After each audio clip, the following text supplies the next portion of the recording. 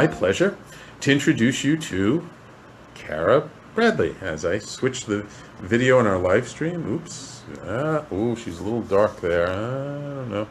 And, okay, we'll see. This is Cara. So, in the final race of her college track career, author and mental strength coach Cara Bradley beat her personal best by a remarkable 6 seconds. Really? Yeah. That's like pretty cool. It's a lot. Wow.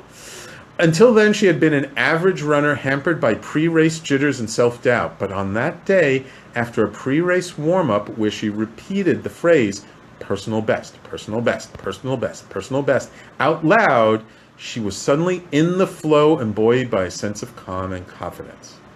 Cara is now a passionate teacher of yoga, meditation, and fitness who has been in the trenches of personal transformation as a mental strength coach for over 3 decades at her Verge Yoga Center, retreats, corporate trainings, and with teams such as Villanova University and Penn State, and recently wrote the book On the Verge. Welcome to the Conscious Consultant Hour, Cara. Well, thank you. It's great to be here. It's wonderful to have you. Hold on one second. There we go. Now we can see you much better. And just a big shout out to a couple of our Facebook live stream watchers. Jane Tabachnik, my good friend Jane, introduced me to many wonderful people, and Gigi listening in. Thank you guys for listening. So Cara, this is like back in college. So were you always a runner? Like, did you like to run around the block as a little kid? Were your parents always chasing you, saying like, Cara, slow down? Well, I think I started walking at 9 months, so that was a good sign that I was going to be a mover. I've been a mover my whole life. Yeah. Wonderful, wonderful. And when did you start running track? Well, I was a figure skater first. Oh, a figure skater. My mom was a figure skater when she was very young. And actually, I credit figure skating for why she has not broken her hip at 96 years old. Because she has fallen down like more times in the last 10 years than I can count. And amazingly, all she ever gets is a little bruised. And like everybody else her age and younger who has fallen the way she has fallen, they've all like broken their hips, broken their leg, like all kinds of stuff. And I think it's because as a figure skater, you learn how to fall. Oh yeah, I mean I fell all the time. Yeah, so I started skating in Coney Island. And I skated my heart out. Oh, I wanted to go to the Olympics so badly.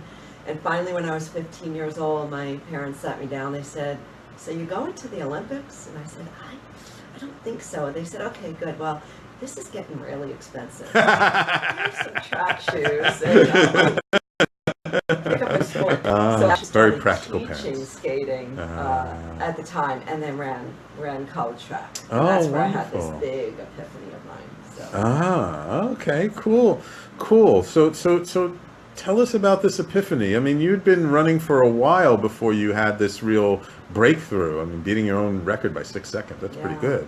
So what happened for me was that I was an intense kid, but I wasn't super intense, right? I was kind of middle of the road in everything that I did. Okay. And so this last track race, I was at the University of Delaware. I was transferring to NYU. I knew it was going to be my last race. I was a sophomore, 19 years old. Right. Middle of the pack, mid-distance runner.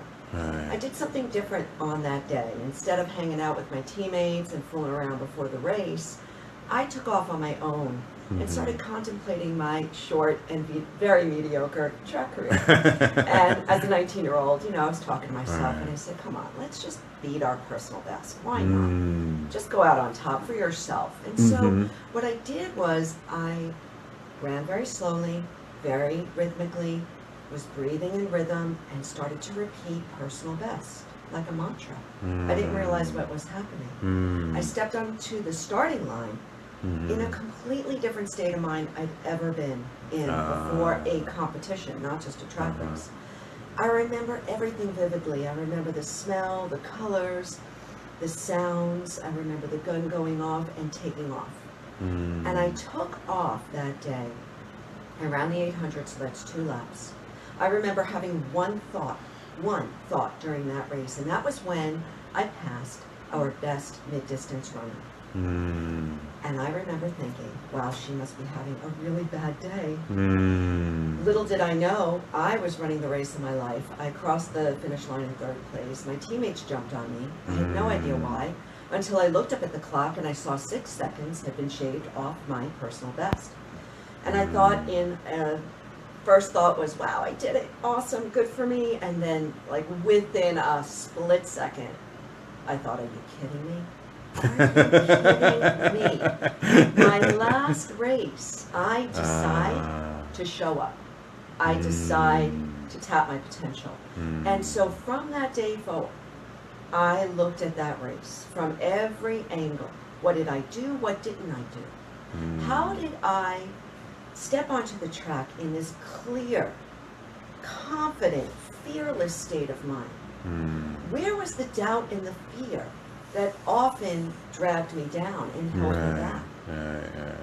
What happened? And that set me off on my journey. Gotcha. Yes. So I'm curious, I mean, was it just something that came up from within you, or like had you read something somewhere? Had you watched a Tony Robbins video? I mean, was there something that kind of, even if it was unconsciously, that kind of triggered you to sort of shift this way, or was it just something internal? That's such a great question. The Tony Robbins came a couple of years later when I walked on the coals on 34th Street. Yeah! Me too. Yeah.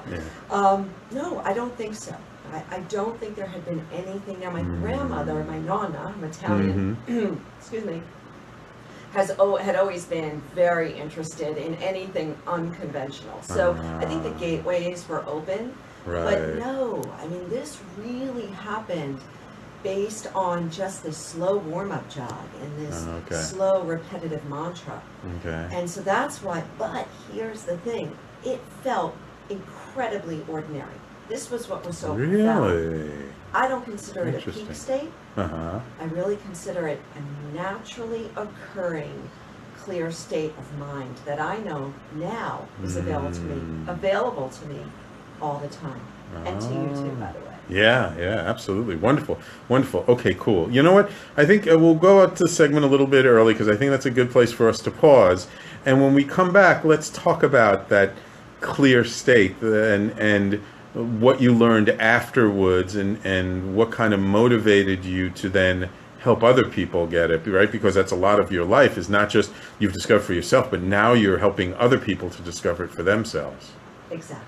Wonderful. So everybody, please stay tuned. You're listening to the Conscious Consultant Hour, Awakening Humanity. My guest this hour is Cara Bradley, author of the book On the Verge, and we will be right back.